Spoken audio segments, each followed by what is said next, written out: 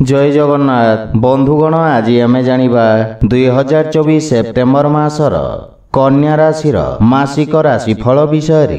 एही मासिक राशिफल ग्रहंक स्थिति और चलन को नहीं आधारित एवं ग्रहंक स्थिति और चलन आम जीवन रे बहुत प्रभाव पकई थाए, जहा फल रे आम जीवन रे केबे सुख आसी थाए तो केबे दुख आसी थाए। सेथिपई ग्रहंक स्थिति और चलन को नहीं आमे पारिवारिक जीवन, वैवाहिक जीवन, आर्थिक स्थिति, शिक्षा, व्यवसाय एवं स्वास्थ्य विषय रे संपूर्ण विश्लेषण करी कहिबो। सेथिपई वीडियो को शेष पर्यंत देखंतु और जेउ माने आम चैनल को नुआ करी आछंती तळे थिबा लाल रंगर सब्सक्राइब बटन को दबाई आम चैनल को सब्सक्राइब करंतु और पाखरे थिबा घंटी बटन को दबाई ऑल रे सिलेक्ट करंतु, काहेकि ना आमे अपलोड करितबा प्रत्येक वीडियो रो नोटिफिकेशन आपण सर्वप्रथम पाई परिबे। बंधुगण कन्या राशि व्यक्तिंक पई 2024 सेप्टेम्बर मासटी मध्यम धरणर फल प्रदान करिबा। किछि क्षेत्र रे आपनकु सतर्कता रहिबाकु पड़िबा एवं किछि क्षेत्र रे आपनकु सफलता प्राप्ति हेबा। क्यारियर तथा कार्यक्षेत्र दृष्टि मासटी उत्तम अनुकूल रहिबा। दशम भावर स्वामी बुध मासर प्रारंभ रे एकादश भाव रे रहिबे, जहाँकि आपनक उत्तम स्थिति को प्रदर्शित करिबा। आपण निज वाणी कौशल रे लोकन को प्रभावित करिबे। 4 सेप्टेम्बर को बुध सिंह राशि तथा आपणक द्वादश भाव को गोचर करिबे, जहा फल रे कार्यक्षेत्र रे धा दौड़ा और कार्य व्यस्तता वृद्धि पाइब।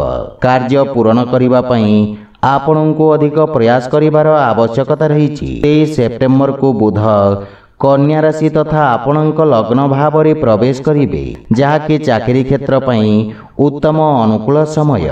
कर्मस्थल रे वरिष्ठ अधिकारी पक्षरु सहयोग प्राप्ति हेब एवं आपणक कार्य क्षेत्र रे प्रगति हेब। व्यवसाय क्षेत्र जड़ित व्यक्तिंक पई देवगुरु बृहस्पति नवम भाव रे विराजमान रहिबे, जे कि व्यवसाय संबंधित यात्रार जोग उत्पन्न करिबे। किंतु पूरा मास सप्तम भाव रे राहु विराजित अछंती, जहा फल रे आपण अनियमितता रे युक्त रहिबे। आपण व्यवसाय रे बारंबार परिवर्तन करिबे। मासर प्रारंभ रे शुक्रंक दृष्टि सप्तम भाव रे रहिबा, जहा फल रे व्यवसाय क्षेत्र रे किछि अनुकूलता आसीबा।